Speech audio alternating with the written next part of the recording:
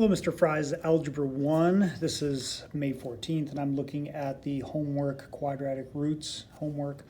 Reminding you to go to Desmos, and that would help you graph these tremendously.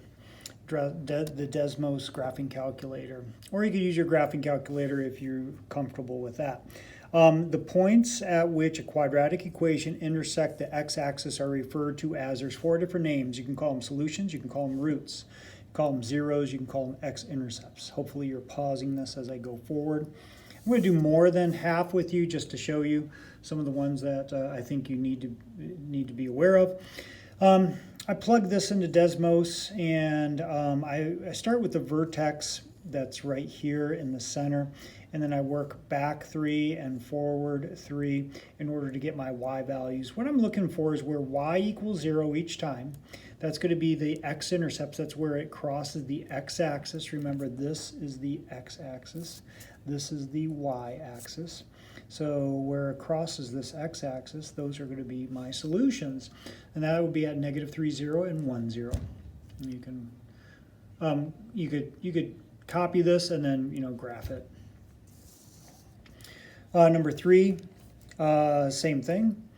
I plug this equation into my calculator or Desmos, and then I get the table, fill in the table. I put the vertex here in the middle, so I'm coming down and then going back up.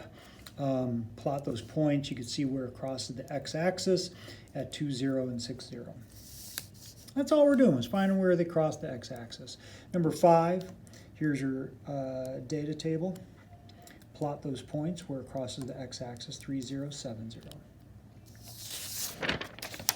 Number 7, plug in this equation. You get the data table, either on your graphing calculator or on Desmos. And you can see where it crosses the x-axis in these two places at -4, 0, and 0, 0. We have 0 solutions here because notice that the x-axis is down here. When I plug in this information, I get all these y values, and you can see that it never comes down to the x-axis. Okay. I think maybe one of these will come down and touch it in one place, so you'll just have one ordered pair. So one of those even ones probably is doing that, I would assume.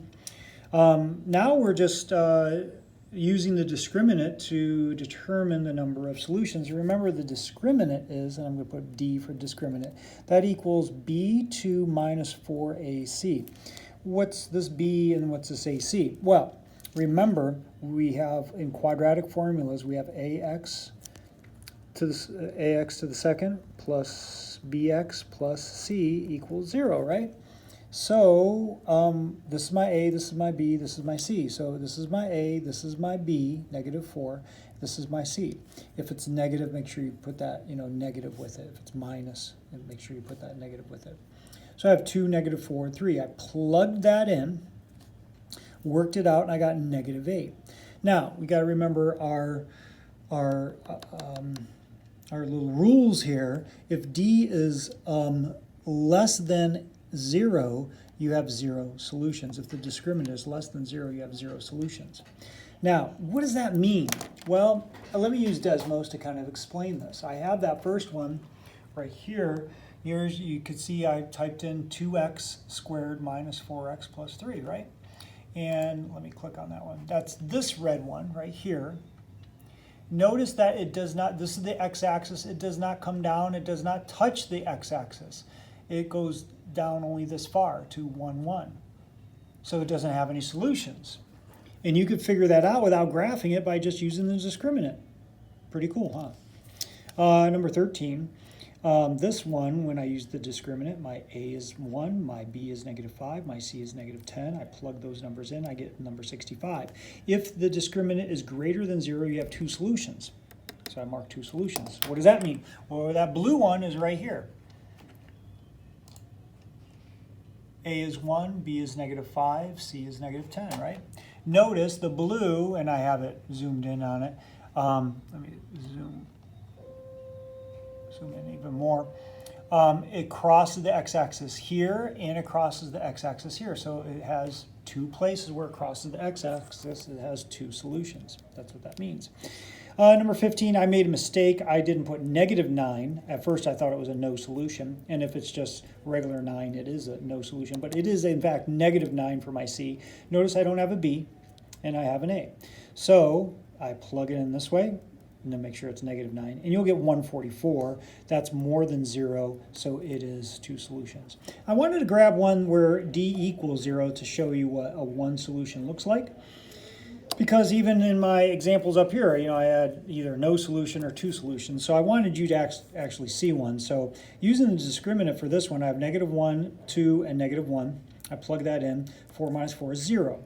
So when D equals 0, there's only one solution. Now, let's take a look at that one. I put it in Desmos, and that one is right here. This red one, okay? Notice it only touches the x-axis in one place at 1, 0. That's what it means by one solution. Okay, so you have one solution here for number 14.